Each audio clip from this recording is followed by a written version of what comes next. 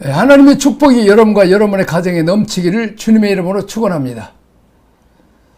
5장부터 7장까지 해서 새로운 왕국의 헌법, 새로운 질서를 이렇게 설명하고 우리가 이제 그의 나라의 시민이 되고 예수님을 왕으로 모시려면 코드를 잘 맞춰야 됩니다.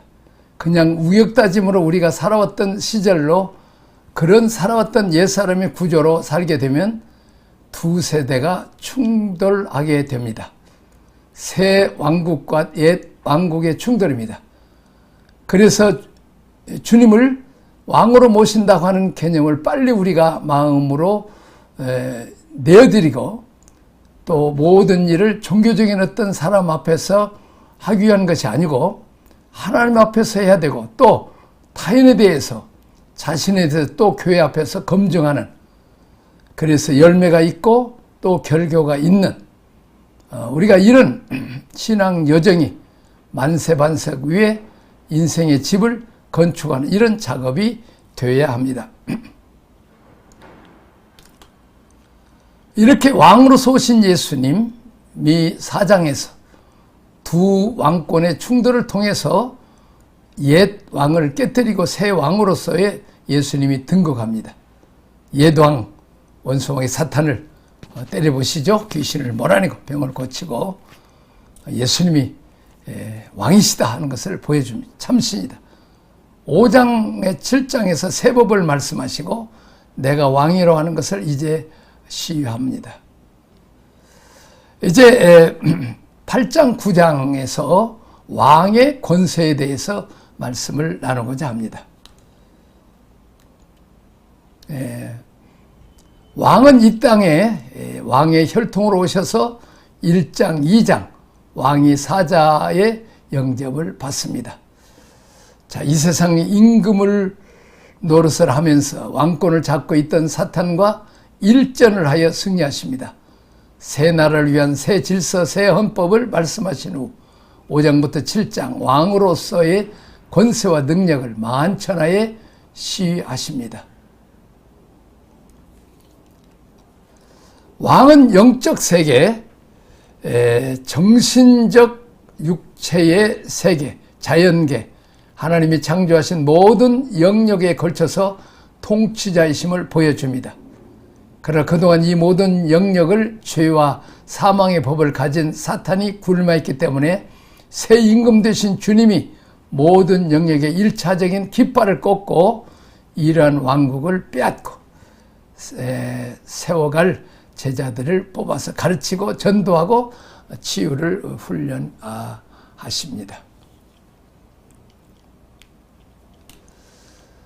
첫부터 온 세상의 왕으로서의 예수님의 7대 능력을 보겠습니다. 첫째, 질병을 정복하는 능력입니다. 문둥병자, 백부장, 하인의 중풍병, 베드로의 장모의 열병을 치유합니다. 자연을 정복하는 능력입니다.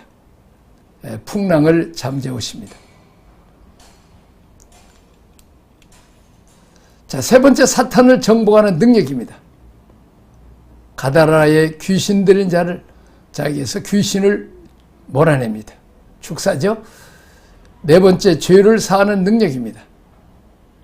죄를 사하는 능력, 문둥병자를 치유하면서 소자에게 죄 사함을 받았다고 말하고 있습니다.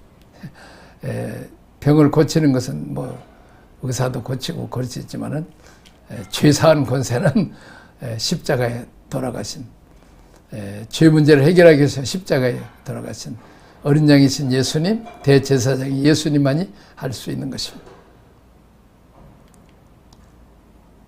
자, 죽음을 이기는 능력, 죽은 소녀를 살리시고 혈육중 여인을 치유하십니다. 자, 어둠을 정복하는 능력, 두 소경을 치유합니다. 믿음대로 벙어리도 또 치유하십니다. 귀신을 쫓아내므로. 자, 그 다음에 7번째, 능력을 부여하는 능력입니다. 사도를, 12사도를 임명함으로 왕국이 계승되기를 원하십니다. 이제 엑수시아, 자녀의 권세로 우리가 사법적으로 믿는 자에게 이런 표적이 따르니 내 이름으로 귀신을 쫓아내 병든 자의 손은 지리라. 이제 법적으로 우리가 예수 믿고 하나님 자녀가 된 자들은 귀신을 병을 고칠 수 있는 권한을 받은 거죠. 거기다가 이제 성령의 기름 부음, 권능까지 받으면 좋습니다. 자, 자연에 대한 자연에 나타난 주님의 응답입니다. 2차 세계대전 때 독일군의 공세로 35만 명의 영국군이 튠게르크 반도에서 포위되어 바람앞에 등불처럼 위태로웠습니다. 그때 영국 국왕 조지 6세는 위기에 찬 영국군을 구원하기 위해서 기도의 날을 선포했습니다. 강요들과 전 공무원 그리고 회사원들은 각각 그들의 집무실에서, 농부와 공원들은 일터에서 하나님께 간절히 기도했습니다. 영국군이 살 수 있는 유일한 길은 도보 해협을 건너는 것이었습니다. 그런데 독일군의 총 공격 개시 전날 밤에 독일군 주둔지에 강한 바람과 함께 폭우가 쏟아지기 시작했습니다. 독일군 그 탱크는 움직일 수 없었고 폭격기는 뜰 수도 없었습니다. 그러나 튠게르크 반도와 도보 해협 상공에는 별들이 반짝였습니다. 맑았다는 말이죠. 그날 밤 영국은 군함을 이용해 영국군 35만 명을 모두 도바 해협으로 탈출시켰습니다. 합심 기도에 대한 하나님의 응답이 대자연을 통해서 나타나는 것입니다. 예수님은 간혹 이렇게 명령하십니다. 바람아 그치라, 파도야 잔잔하고. 기도 응답은 자연계에도 나타납니다. 아멘. 자연계에서도 주님은 왕이십니다.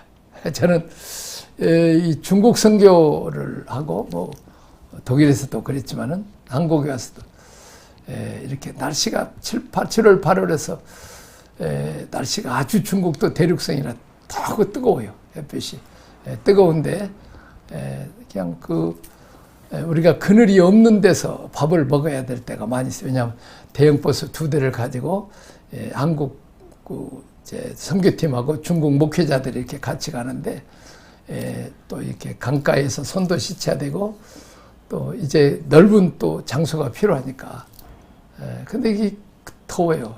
그래서 어느 날 이제 내가 차로 가서 카메라를 들고 하면서 막 중얼중얼 기도했어요. 그랬더니 그 원로 목사님 한 분이 뭘 그렇게 유 목사 중얼 그래요. 그래서 나 구름 좀 와라 기도. 하나님 그런 기도 들으셔?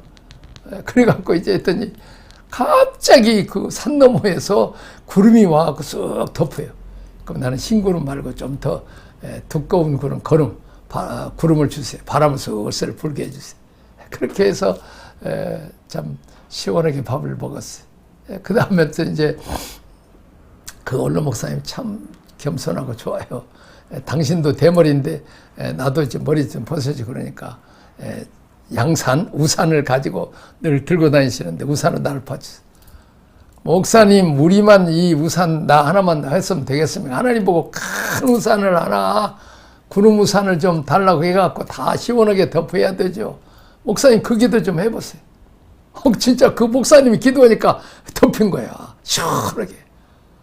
그 다음에도 또 기도하고 간증을 하니까 그냥 기도하고 간증하니까 그냥 울면서 간증하니까 그냥 구름이 비쳤는데 비가 내려버렸어. 그래서 내가 비가 끊잖아.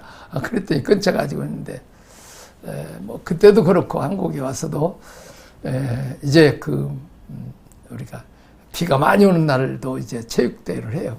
다른 사람들은 다 다른 교회는 취소하지만 나는 안 씁니다. 우리가 하나님의 자녀들인데 운동한다고 그러는데 한 10시까지 비가 와. 그럼 가서 이제 비가 개고 그러면 가서 예배 드리고 이제 실컷 놀고 점심 때는 내가 다 학교 빌려서 오면 이제 건물 안에 들어가고 점심 때 따뜻하게 싹 참았던 소낙비가 와요. 그렇습니다. 오늘 또 예수님은 자연계의 왕이십니다. 또 병든 자를 고치고 귀신을 몰아내고 자, 그렇습니다. 제자도의 그 다음이죠. 제자도의 결단을 요구하심.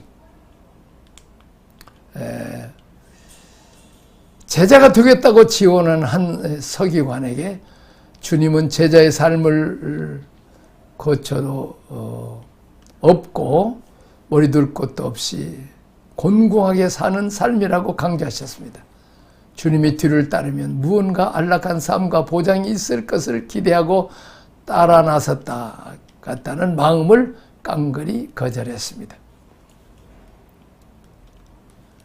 부친의 장사를 먼저 지내고 주님을 쫓겠다는 한 제자에게 그리스도의 사역이 생명에 관계된 일이므로 땅 위에 어떤 일도 그리스도를 따르는 것보다 더 중요한 일이 없음을 강조했습니다. 이런 제자가 되는 일을 뒤로 미루기 위해서 핑계거리를 찾는 제자에게 죽음의 일보다 생명의 일이 더 먼저임을 생각, 우선순위를 정리하라고 엄중하게 말씀을 하신 내용입니다.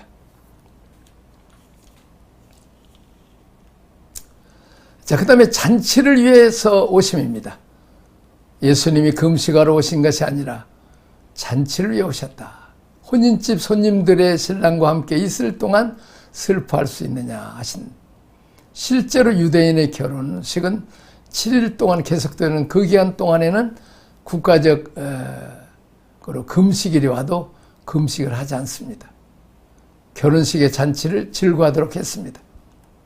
복음의 본 정신은 금식에 있지 않고 기쁨과 행복, 감사가 넘치는 잔치에 삶해야 한다. 복음은 금식의 분위기가 아닌 신랑과 함께 기뻐하는 결혼식 잔치의 분위기가 된다. 당자가 돌아왔을 때 살찐 송아지를 잡고 아버지가 잔치를 베풀었습니다. 죄인이 회개하고 돌아오면 잔치합니다. 한 드라크마를 찾은 자가 양을 잡아서 잔치를 했습니다. 잃어버린 영혼이 돌아오면 잔치가 벌어집니다. 기쁨과 감사와 찬양인 것입니다. 8번째, 왕국의 건설을 위해서 왕의 대행자들을 세웁니다. 예수님은 두루다니시며 가르치시고 천국 복음을 전파하시며 모든 병과 악한 것을 고치시니라. 약한 것을 고치셨다. 그리고 추수할 일꾼들을 보내주소서 기도하라 하셨습니다. 즉 왕의 대행자를 세우는 일을 위해서 기도하라고 하셨습니다. 예언입니다. 전도해야 할 책임. 히틀러 정권에 한거다가 8년 동안 옥고를 치른 마르틴 미네르라고 하는 목사님이 있었습니다. 그가 옥고를 치른 후에 위대한 전쟁 백서를 발표했는데 그의 백서 가운데 이런 간증이 나옵니다. 전쟁이 끝날 미를 어느 날 미네르 목사가 7번이나 똑같은 꿈을 꾸었다고 합니다. 많은 사람들이 한 줄로 서서 하나님의 심판을 받는데 심판대 앞에 선 사람들은 한 사람도 뒤를 돌아보지 못하고 앞에만 바라보고 자신의 죄를 하나님께 고백하게 합니다. 그리고 용서를 구하는 것입니다. 이 목사님도 대열에 서 있는데 어떤 한 사람이 이상하게 죄를 고백하지도 않고 회개하지도 않고 뒤를 돌아보면서 자꾸 변명하더라는 것입니다. 그래서 그가 누구인지 자세히 바라보니 그가 다른 사람이 아니라 바로 히틀러였다는 것입니다.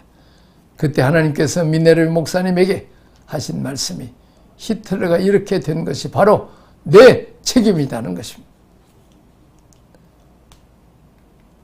이 말을 들은 미네르 목사님은 소스라치게 놀랐습니다. 내가 8년 동안 히틀러 정권에 대해 한 것만 했지 한 번이라도 그에게 전도했느냐? 내가 히틀러에게 전도했더라면 그가 무서운 폭군이 되어 전쟁을 일으키지 않았을 것이 아닌가? 전쟁을 일으킨 죄값이 바로 내가 전도하지 않은 데 있다고 지적하시더라는 것입니다. 그래서 이 목사님의 가슴을 치고 통곡을 하면서 이 전쟁의 책임이 바로 나에게 있다고 고백하면서 회개의 눈물로 쓴 책입니다.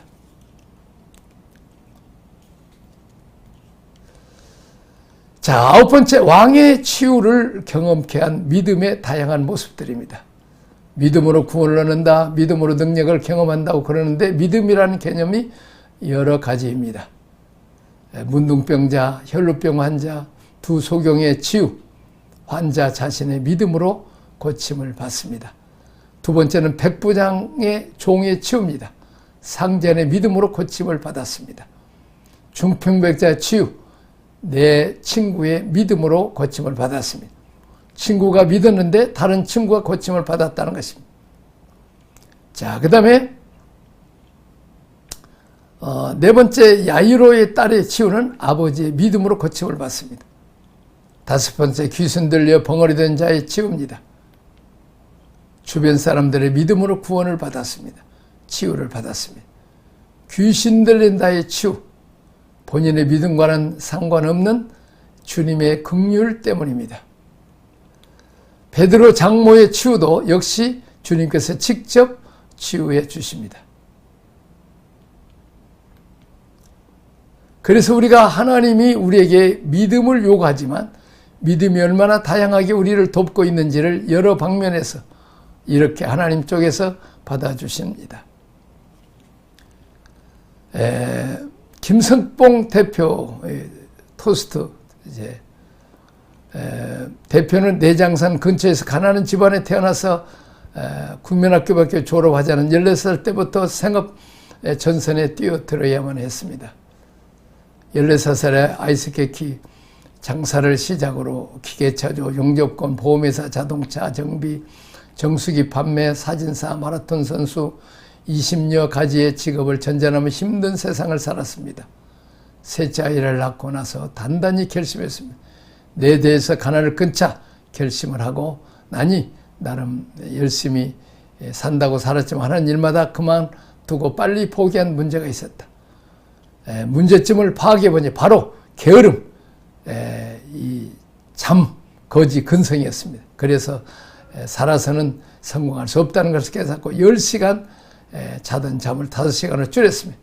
잠을 적게 자고 졸리고 힘들어도 참 잘 잤다라고 긍정적인 언어로 바꾸었습니다. 행동과 습관을 바꾸기 위해 3주간 실천하니 3개월이 가능했고 3년간 실천했던 인생이 바뀌었습니다.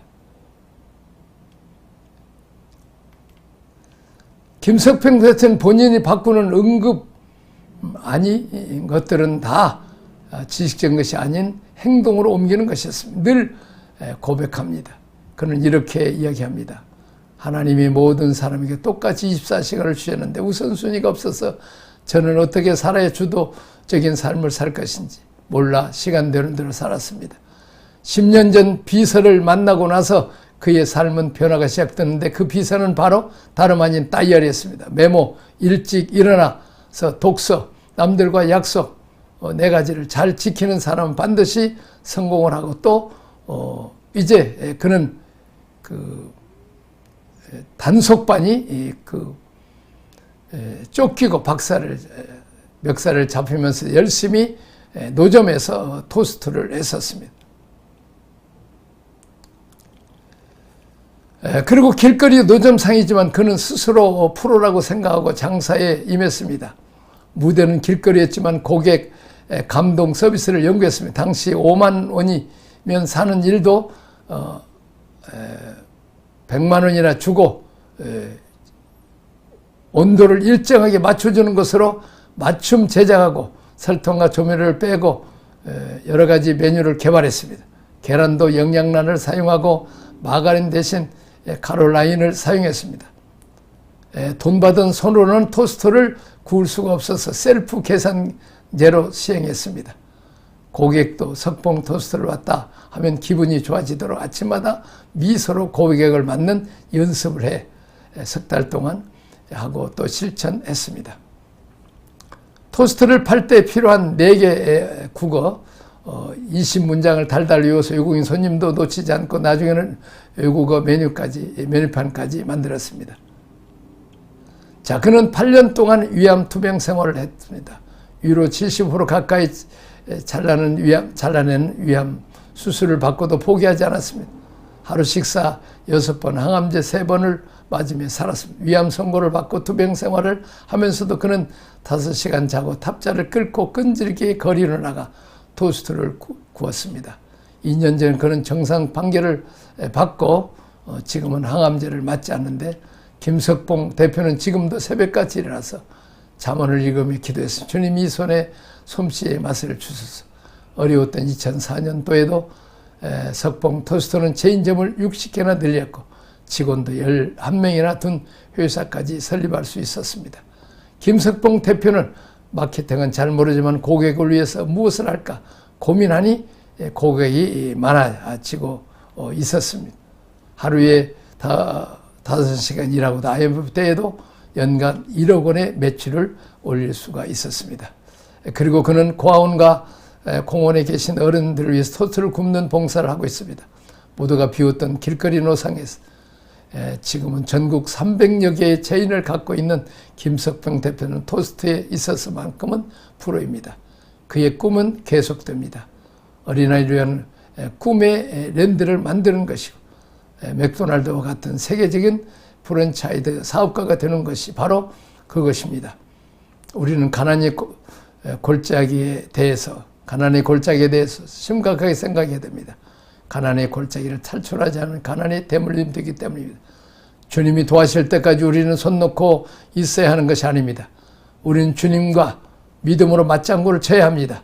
믿음이 없으면 능력 발휘가 안 됩니다. 믿음이 없으면 기적도 없습니다. 주님은 우리의 모든 상실과 결핍의 구원자가 되십니다.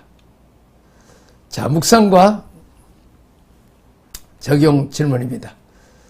8장 9장에서 전 영역에서 인간 삶에서 주님이 내게 왕이시다는 것을 데몬스트레이션 하는 것처럼 우리 삶에도 역시 어두운 부분, 몰락되어 있는 부분, 함몰되어 있는 부분, 상실된 부분들을 선포하고 기도하고 주님 주신 지혜로 경영하게 되면 이 상실과 경핍을 극복할 수 있습니다. 왕이신 그리스도를 만나는 방법입니다. 그분 안에만 능력이 있는 게 아니라 그분이 내 삶 가운데 내 무너진 영역 속에서 나타날 수 있도록 주님은 우리의 모든 상실과 결핍의 구원자 되신다는 사실을 믿고 우리는 선포해야 됩니다. 자, 이제 묵상 질문 1번입니다. 내가 만난 메시아는 내 삶 속에서 어떤 영역까지 통치권을 갖고 계신가? 내 마음 그리스도의 집이라는 책을 보셨죠? 모든 영역 내 안에 있는 내면 속에 세계 속에 주님께 드립니다. 그렇습니다. 우리가 분노 감정 절대 내놔서는 안 됩니다. 불평 원망도 안 됩니다. 마음으로는 그렇게 불평할 수 있지만 입으로 내면 안 됩니다. 결정되면 절대 입으로 마음으로 믿어 의에 이르고 입으로 신하의 구원을 이룹니다. 거꾸로 마음에는 여러 가지 요동치지만 입으로 시인해버리면 결정이 납니다. 절대 입을 열면 안 됩니다. 10명의 정탐꾼이 부정적인 말을 해서 자기도 죽고 200만의 사람들을 죽였습니다. 여호수아 갈렙에는.